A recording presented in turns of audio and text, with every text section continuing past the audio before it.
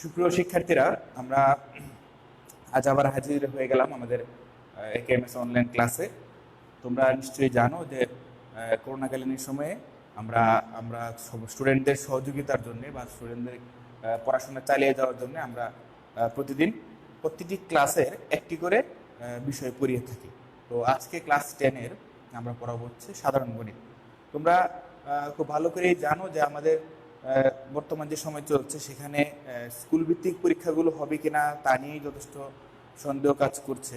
তবে তোমরা যেহেতু আগামী বছরের ফেব্রুয়ারিতে পরীক্ষা দেবে, সেই ক্ষেত্রে আমরা আশা করতে পারি যে তোমাদের পরীক্ষার সময়ের আগেই ইনশাআল্লাহ পৃথিবী ঠিক হয়ে যাবে এবং যথাসময়ে তোমাদের পরীক্ষা হবে। তো সেই চিন্তাটা মাথায় রেখে আমাদেরকে পড়াশোনাটা চালিয়ে যেতে হবে।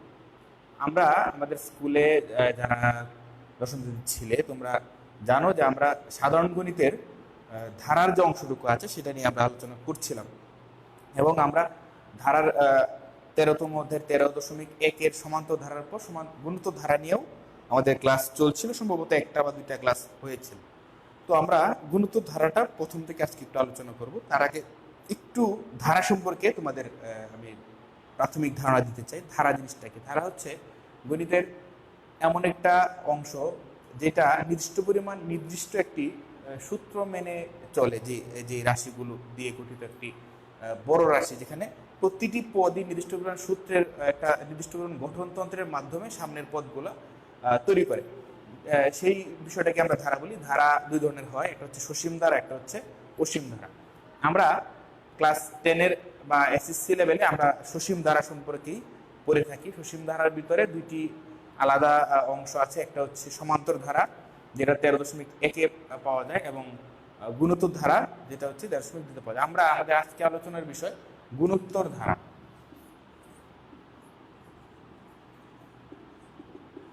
গুণোত্তর ধারা। তো গুণোত্তর ধারা জিনিসটা কি? যদি আমরা এইটাকে একটু বিশ্লেষণ করি আমার মতো করে বা বইয়ের মতো করে, গুণোত্তর কথার মানে হচ্ছে প্রত্যেকটি পদ গুণ আকারে উত্তরোত্তর বৃদ্ধি পাচ্ছে। প্রতিটি পদ গুণ আকারে উত্তরোত্তর বৃদ্ধি পাচ্ছে। যেমন আমরা যদি একটি রাশি এরকম বলি 1 + 4 + 7 + 10 +... এরকম যদি একটা ধারা হয়, এটাও একটি ধারা। এই ধারায় আমরা দেখতে পাচ্ছি প্রথম পদটা হচ্ছে 1, তারপরের পদটা হচ্ছে 4, তারপরে হচ্ছে 7, 10। প্রতিটি পদের একটি থেকে আরেকটি পদের মাঝখানের ব্যবধান হচ্ছে 3, অর্থাৎ 1 থেকে 4, 4 থেকে 7, 7 থেকে 10, প্রতিটি পদের ব্যবধান হচ্ছে 3। তো এখানে সমান সমান করে বৃদ্ধি পায় বলে এটাকে আমরা বলি সমান্তর ধারা। সমান অন্তর, সমান্তর কথার মানে হচ্ছে সমান অন্তর, অর্থাৎ দুটি পদের মাঝখানের অন্তরটুকু সবসময় সমান থাকবে। যেমন 4 থেকে 1 বিয়োগ করলে 3, 7 থেকে 4 বিয়োগ করলে 3, 10 থেকে 7 বিয়োগ করলে 3, এরকম প্রত্যেকটি অন্তর যখন সমান হবে তখন সেটাকে আমরা বলি সমান্তর ধারা। একইভাবে এটা যখন এইভাবে বৃদ্ধি না পেয়ে যদি এই ধারাটা যদি এইভাবে বৃদ্ধি পায় 1 + 4 16 64, এই ক্ষেত্রে আমরা একটু খেয়াল করলে দেখব 1 থেকে 4 ব্যবধান হচ্ছে 3, 4 থেকে 16 ব্যবধান হচ্ছে 12। তার মানে এটা নিশ্চয়ই সমান্তর ধারা না, কারণ এখানে ধারা ভিতরের অন্তরগুলো, পদের অন্তরগুলো সমান নয়।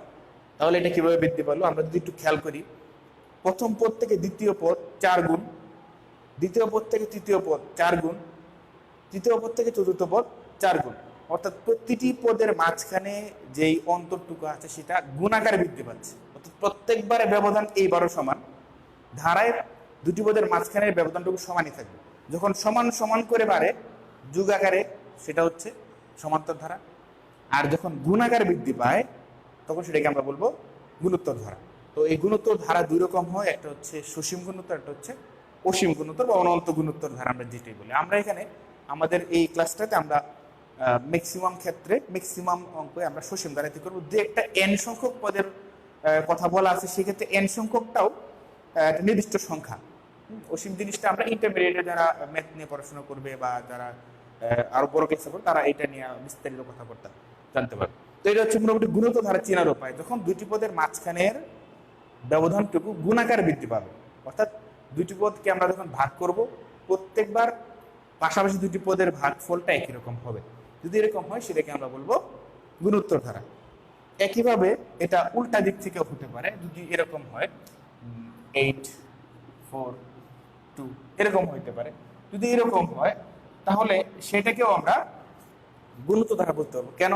দেখো এখানে প্রতিটি পদের মাঝখানে ব্যবধানটুকু হচ্ছে, ওদের অনুপাতটা হচ্ছে হাফ, অর্থাৎ প্রথমটা থেকে দ্বিতীয়টা অর্ধেক, তারপরে আবার অর্ধেক, তারপরে আবার অর্ধেক আকারে কমতেছে। এটা গুণ আকারে কমে, কারণ দেখি আমরা যদি সমান চিন্তা করি, এখানে 4 কমলো, এখানে 2 কমলো, তার মানে এটা সমান্তর ধারা নয়। সমান্তর ধারা না যদি হয় তাহলে সেটা কি হবে? গুণোত্তর ধারা হবে কিনা আমরা একটু আগে চেক করে নেবো যে গুণোত্তর ধারা হচ্ছে কিনা।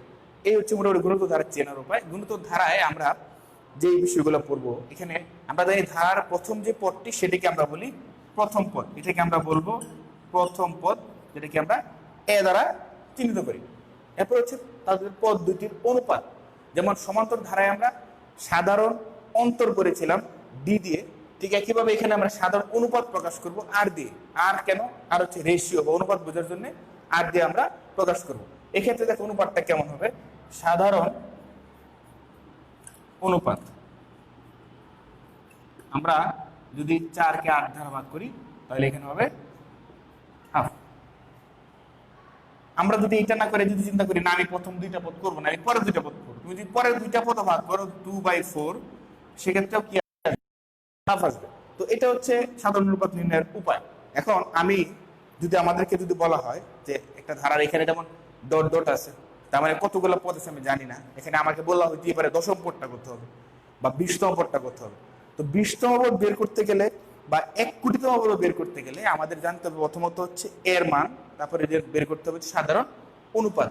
সেটা কি আকারে প্রকাশ পায় আমরা যদি একটু খেয়াল করি, আমরা একটা অন্য ধারা নিয়ে একটু চেষ্টা করে দেখার, তাহলে সেটা ক্লিয়ার হবে। যেমন আমরা যদি এভাবে চিন্তা করি 2 + 4 + 8 + 16 এরকম করে যদি চলে, আমরা চিন্তা করি, তাহলে একটু কিছু খেয়াল করো। প্রথম পদটা 2, পরের পদটা আমরা কিভাবে পাই একটু খেয়াল করো।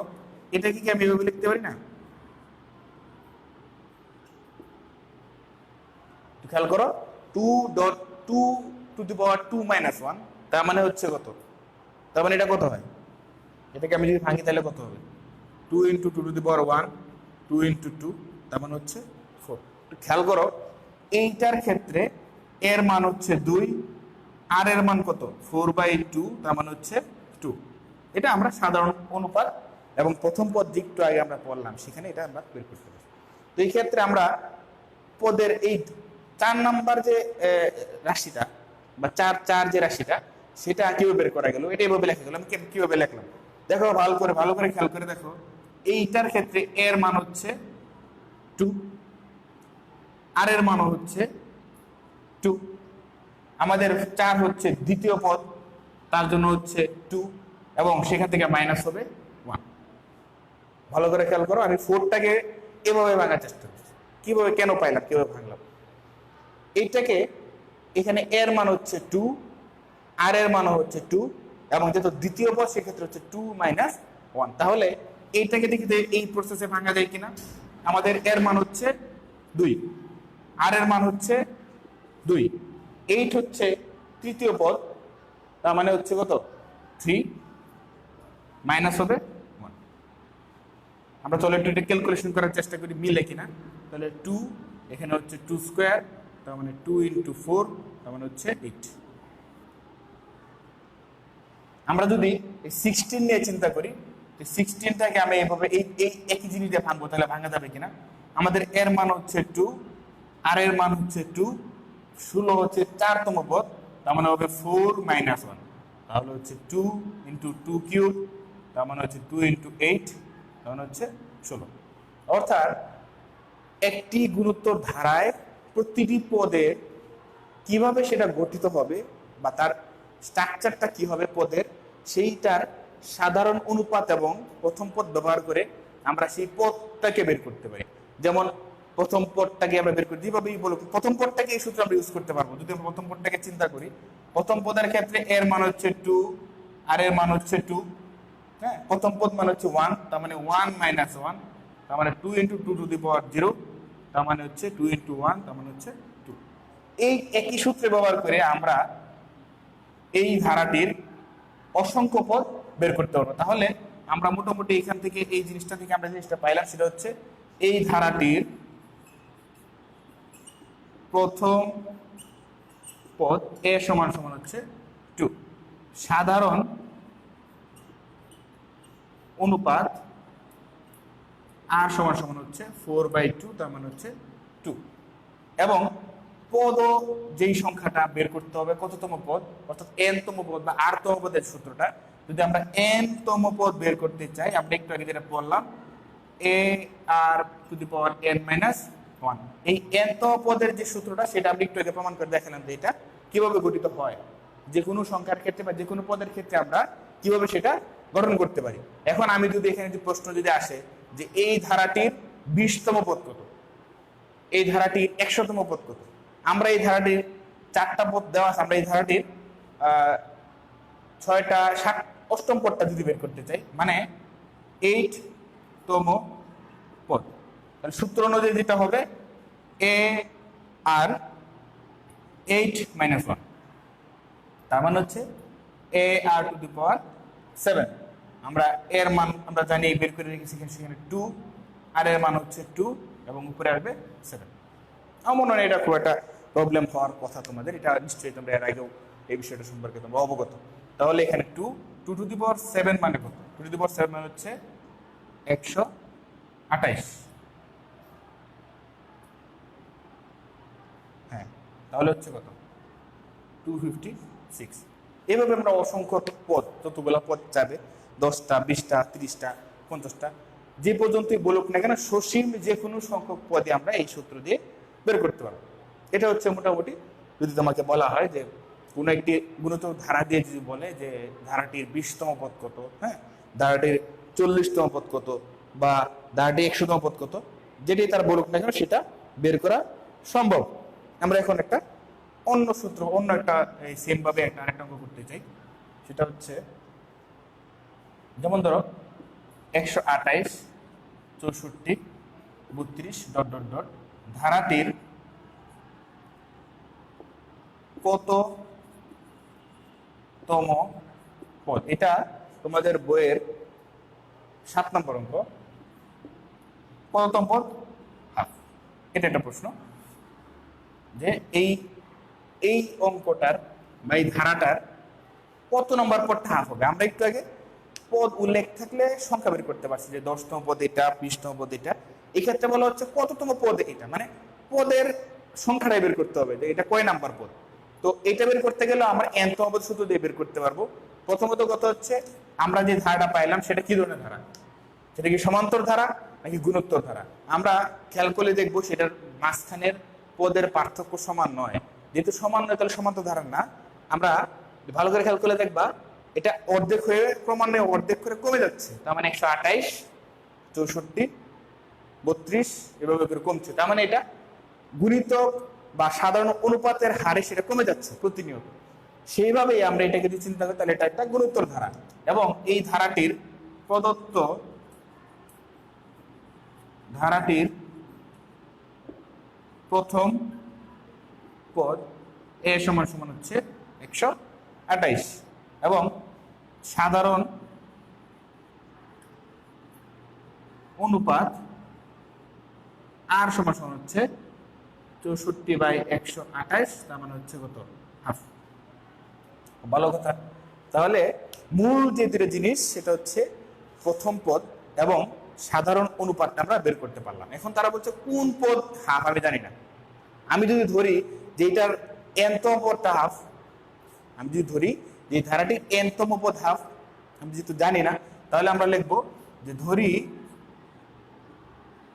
n তম পদ ইজ ইকুয়াল হাফ। তো n তম পদের সূত্র একটু আগে আমরা যেটা পড়ছিলাম সেটা হচ্ছে ar⁻n-1 ইজ ইকুয়াল তাহলে হাফ। এটা আমার নিজস্ব ইচ্ছা কিছু না। n তম পদের সূত্র তোমরা একটু আগে দেখলাম আমরা কিভাবে বের করলাম। তাহলে এটা হচ্ছে n তম পদের সূত্র। এখানে আমরা মান বসিয়ে দেব। আমরা এখানে নিচে না লিখে উপরে লিখতে চাই, বা এখানে একটা লেখা দিতে পারে। তাহলে এর মান হচ্ছে 128, আর এর মান হচ্ছে হাফ, আর n এর মান যেহেতু জানি না, এটা নিয়ে কোনো কাহিনী করার সুযোগ নেই। আমি উপরে লিখবো একটু।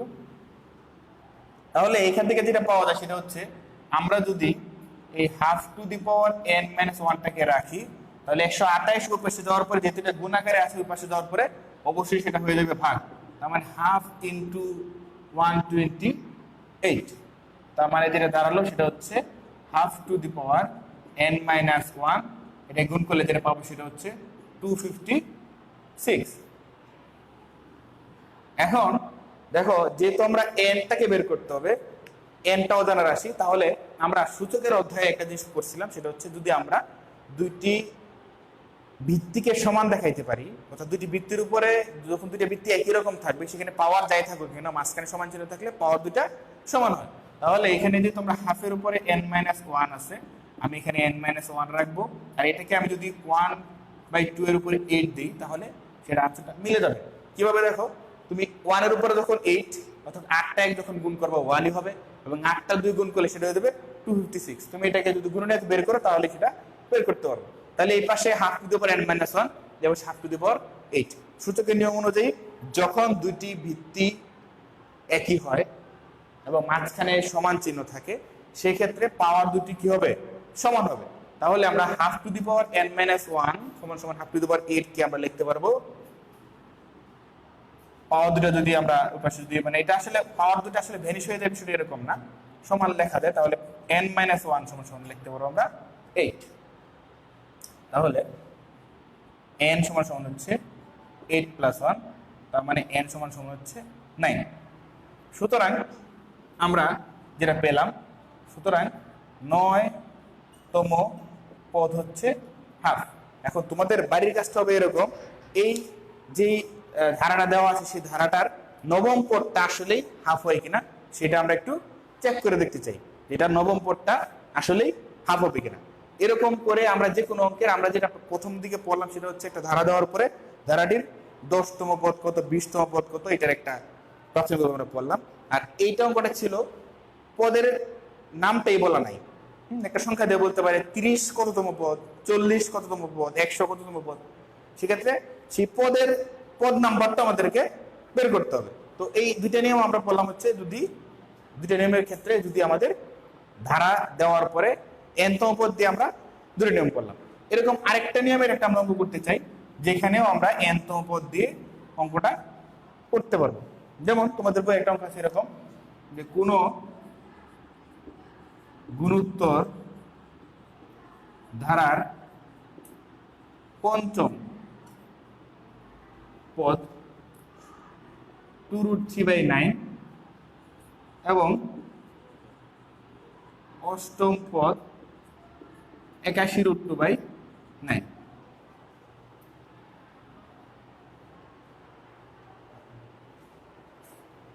হ্যাঁ, এরকম একটা অঙ্ক তোমাদের বই আছে যেখানে আমরা দেখতে পারি যে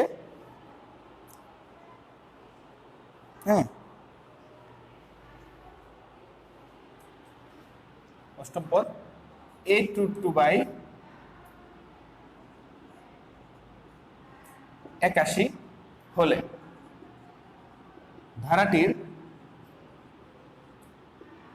তৃতীয় পদ কত। ভালো করে খেয়াল করবা, এটা তোমাদের অনুশীলনেরই একটা অঙ্ক, এটা তোমাদের একদম মোস্ট ইম্পর্টেন্ট একটা অঙ্ক, 8 নাম্বার যে অঙ্কটা আছে। একটু খেয়াল করো জিনিসটা আসলে কেমন। প্রথমত বলা হচ্ছে ধারাটির পঞ্চম পদ, হ্যাঁ পঞ্চম পদ বলা আছে হচ্ছে 2√3/9 এবং এটা দশম পদ হবে, দশম পদ হচ্ছে 8√2/81। পঞ্চম পদ হচ্ছে 2√3/9, দশম পদ হচ্ছে 8√2/81 এরকম দেওয়া আছে। এখন এখানে তোমাকে বের করতে হচ্ছে তৃতীয় পদ। দেখো যদি আমরা পদ বের করতে চাই, আমরা প্রথম দুইটা ক্ষেত্রে আমরা প্রথমে বলছিলাম যে পদ বের করতে চাইলে আমাদের লাগবে হচ্ছে এ এবং আর এর মান, এবং এ এবং আর এর মান বের করি আমরা ধারা থেকে, কিন্তু এই অঙ্কের ক্ষেত্রে আমাদের সামনে কোনো ধারা নাই, তাহলে এর মান কোথায় পাবো বা আর এর মানটাই কোথায় পাবো, এইটা আরেকটা সিস্টেম। তো সেই সিস্টেমে অঙ্ক করতে গেলে আমাদের nতম পদে শুধু দিয়ে করবো, কিন্তু সেক্ষেত্রে আমাদের এ এবং আর এর মানটা নাই, সেক্ষেত্রে আমরা ধরে নিব, আমরা লিখবো যে মনে করি ধারাটির প্রথম পদ এ, সাধারণ অনুপাত, হ্যাঁ যেহেতু আমাদের দেয়া নেই, তারা এখানে বলছে যে পঞ্চম পদ 2√3/9, তাহলে আমরা লিখবো যে আমরা যদি n তম পদ চিন্তা করি, n তম পদের সূত্রটা হচ্ছে a⁴n-1, তাহলে পঞ্চম পদ বা 5তম পদটা হবে a⁵5-1, তার মানে হচ্ছে a⁴। তারা বলে দিচ্ছিল হচ্ছে পঞ্চম পদ হবে 2√3/9, আমরা পেলাম হচ্ছে a⁴, তাহলে আমরা লিখতে পারি a⁴ সমান সমান 2√3/9, সমীকরণ নাম্বার 1। আবার তারা বলছে দশম পদ হচ্ছে a⁴/81, তাহলে দশম পদটা কত হবে 10তম পদ সমান সমান হচ্ছে a⁴/81, তাহলে 10তম সূত্রটা কি হবে a⁴10-1 a⁴/81, তার মানে হচ্ছে a⁴9 সমান সমান a⁴/81।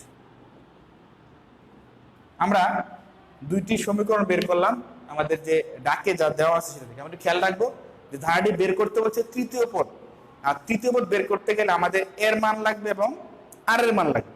যেহেতু এ এবং আর এর মান আমাদের কাছে নাই, সেক্ষেত্রে আমরা যে দুইটা পদ দেওয়া আছে সেখান থেকে আমরা চেষ্টা করব কোনোভাবে এ এবং আর এর মানটা বের করতে। একটু খেয়াল করো, এই রাশিতে আমরা যেটা পাইলাম এই সমীকরণে a⁴, এটা হচ্ছে a⁴9। আমরা বীজগাণিতিক নিয়মগুলোতে আমরা জানি যখনই দুটি অজানা রাশি বা একাধিক অজানা রাশি থাকে, সেক্ষেত্রে আমরা একটি রাশির মান বের করতে চাইলে যে কোনো একটিকে ভেনিশ করে দিয়ে আরেকটির মান বের করতে হয়, কারণ যেহেতু একাধিক অজানা সে রাশিতে থাকে সেখান থেকে মান বের করা সহজ হয় না। সেক্ষেত্রে আমরা একটাকে ভেনিশ করে, যদি যেহেতু এখানে গুণ আকারে আছে দুইটাই, তাহলে আমরা যদি ভাগ করে যদি দেই তাহলে এই দুইটাকে পরস্পরকে কি করা যাবে, একই ভেনিশ করা সম্ভব। সেক্ষেত্রে আমরা আর এর মানটা পাবো। ডাক্তার হচ্ছে যে আমাদের খেয়াল রাখতে আমরা টার্গেট হচ্ছে তৃতীয় পদ বের করব। তাহলে আমরা যদি 2 নং যে রাশিটা আছে, 2 নং সমীকরণকে 1 নং দ্বারা ভাগ করে পাই, হ্যাঁ, তাহলে কি হলো a⁴9 নিচে চলে আসবে a⁴, এই পাশে চলে আসবে a⁴/81, আর নিচে চলে আসবে 2√3/9।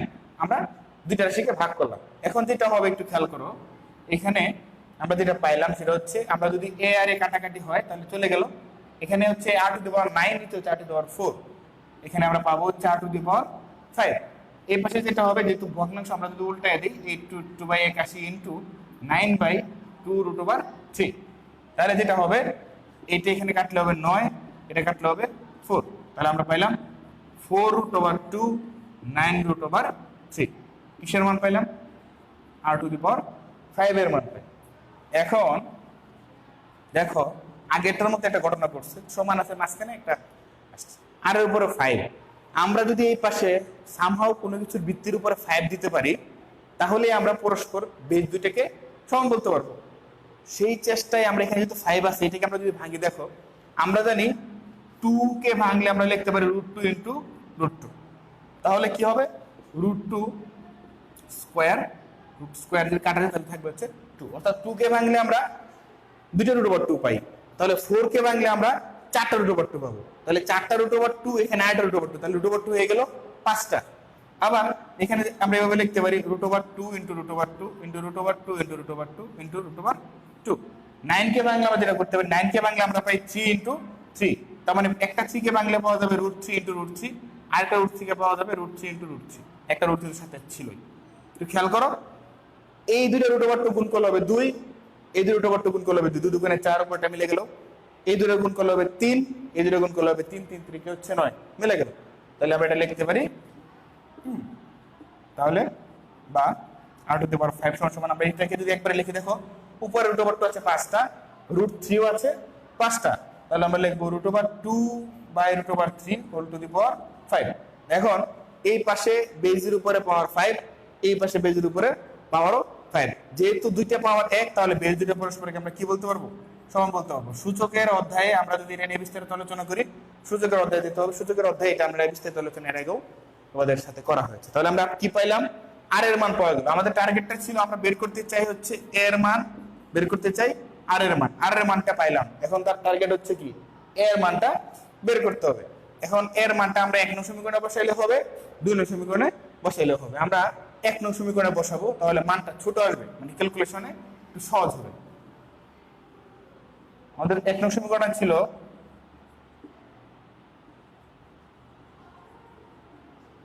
ar⁴ is equal to 2√3/9। তাহলে আমরা এখানে আর এর মান বসাবো। a into √2 মান হচ্ছে, আর এর মান হচ্ছে √2/√3 whole to the power 4 is equal to 2√3/9। মুছে দিলাম এটা, তোমরা নিশ্চয়ই লেখছো, এর মধ্যে যারা লেখার, যারা পরে দেখবা তারাও লিখে নিবা। এখন দেখো যেটা হবে, আমরা আগেরটার মধ্যে যদি চিন্তা করি, তাহলে আমরা একটু আগে বলছিলাম যে √2, দুইটা √2 গুণ করলে একটা 2 হয়।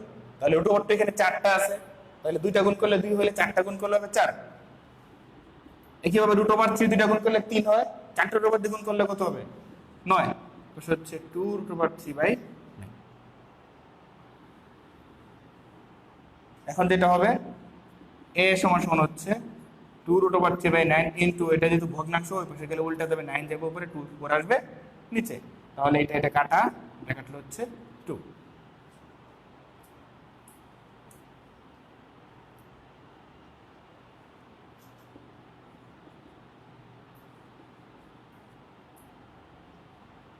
দেখো এই জিনিসটা তোমাদের কারো বুঝতে কোনো সমস্যা হচ্ছে কিনা?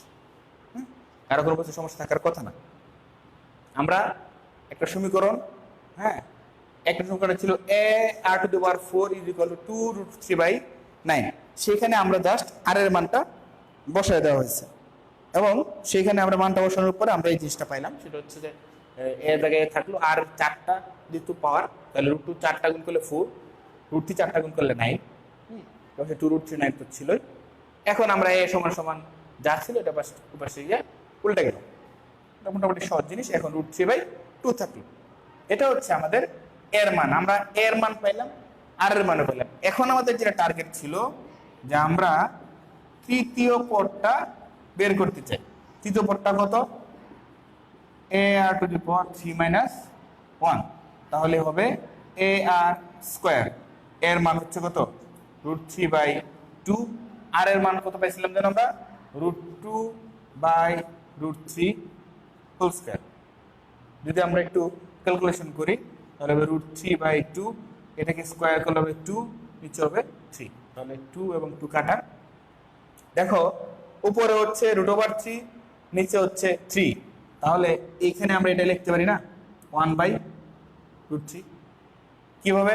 কারণ একটা 3 কে ভাঙলে পাওয়া যায় √3 × √3। তাহলে এখানে দুটো √3 আছে, একটা কেটে দিলাম, নিচে একটা √3 থাকবে। এটা হচ্ছে আরেকটা প্রসেসে যদি আমাদের কোনো ধারা দেওয়া না থাকে, তাহলে ধারা দেওয়া থাকলে আমরা বের করতে পারি প্রথম পদ। ধারা দেওয়া থাকলে আমরা বের করতে পারি সাধারণ অন্তর। ধারা দেওয়া থাকলে আমরা বের করতে পারি হচ্ছে কি, ধারা দেওয়া থাকলে আমরা বের করতে পারবো কোনো একটি পদের সংখ্যা যদি বলা না থাকে কততম পদ সেটা বের করতে পারি, কিংবা ধারা দেওয়া থাকলে আমরা বলতে পারি দশম পদ কত হবে সেটা বের করতে পারি।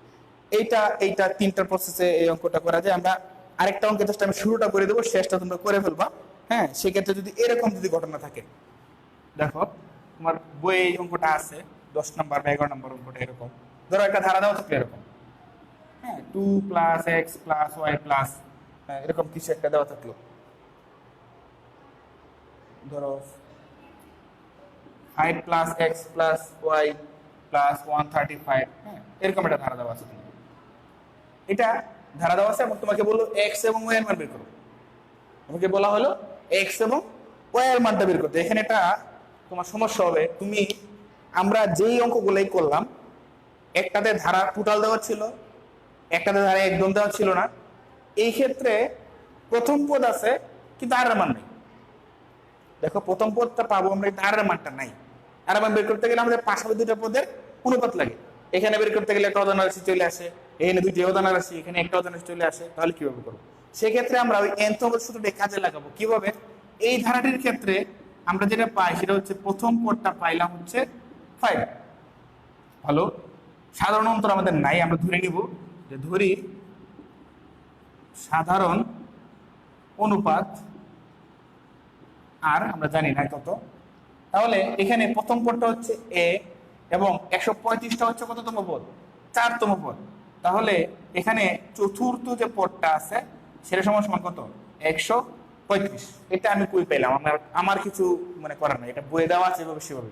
চতুর্থ পদ হোক, পঞ্চম পদ হোক, তোমাকে দেওয়া থাকবে, তুমি সেখান থেকে শুরুটা করবে। চতুর্থ পদ হচ্ছে 135। তাহলে চতুর্থ পদের সূত্রটা কি জানি আমরা? ar⁴ - 1 = 135। তাহলে ar³ সমান হচ্ছে 135। এখন আমাদের এর মানটা আমরা ভাগ্যক্রমে জানি, যার কারণে আর এর মানটা বের করতে পারবো। এর মান হচ্ছে কত? 5। r³ সমান হচ্ছে 135। তাহলে r⁴ সমান এই 5টি পাশে যখন ভাগ হবে তখন এটার মান হবে কত? 27। 5 যদি পাশে ভাগ হয় তাহলে হবে কত? 27। তাহলে আর এর উপরে কিউব, আমরা এই পাশে এই 27 কে লিখতে পারি 3³ যেহেতু দুইটি রাশির মাঝখানে সমান ছিল এবং দুইটা বেস একই রকম, তাহলে আমরা বলতে পারবো, বা পাওয়ার দুটো একই রকম, তাহলে বলতে পারবো বেস দুইটা একই। তার মানে আর এর মান হবে আর সমান লেখা যাবে কত? 3। এখন আমরা এর মানও জানি, আমরা আর এর মানও জানি। এখন সেখান থেকে আমরা ইচ্ছা করলে যে কোনো পদই বের করতে পারবো। যেমন আমাদের টার্গেটটা হচ্ছে আমাদের বের করতে বলছিল দ্বিতীয় পদ এবং তৃতীয় পদ, মানে এক্স এবং ওয়াই মান। তাহলে আমরা কি লিখবো এখানে? আমরা লিখবো, সুতরাং দ্বিতীয় পদ সূত্র হচ্ছে ar⁴ - 1, তার মানে ar⁴ 1, তার মানে হচ্ছে ar এর মান হচ্ছে 5, আর এর মান হচ্ছে 3, তার মানে হচ্ছে 15। আমাদেরকে বলা হয়েছিল ওয়াই এর মান, ওয়াই মান হচ্ছে তৃতীয় পদ। তাহলে তৃতীয় পদ সমান সমান হচ্ছে ar⁴ 3 - 1, তার মানে হচ্ছে ar², এর মান হচ্ছে 5, আর এর মান হচ্ছে 3, তার মানে 3²। এখন যেটা পাবো আমরা 5 × 9, তার মানে হচ্ছে কত? 45। আমাদেরকে বলা ছিল এক্স এবং ওয়াই মান বের করতে, আমরা এক্স এর মানও বের করলাম, ওয়াই এর মানও বের করলাম। তাহলে আমরা আরেকটা নিয়ম পড়লাম, যেখানে ধারার সম্পূর্ণ জিনিসগুলো দেওয়া থাকবে না, এখানে শুধু প্রথম পদটা দেওয়া ছিল, বাকি কিছুই দেওয়া ছিল না। তাহলে এই 4টা নিয়মে আমরা nতম পদ ব্যবহার করে সূত্রগুলো দিয়ে আমরা অঙ্কটা করতে পারি।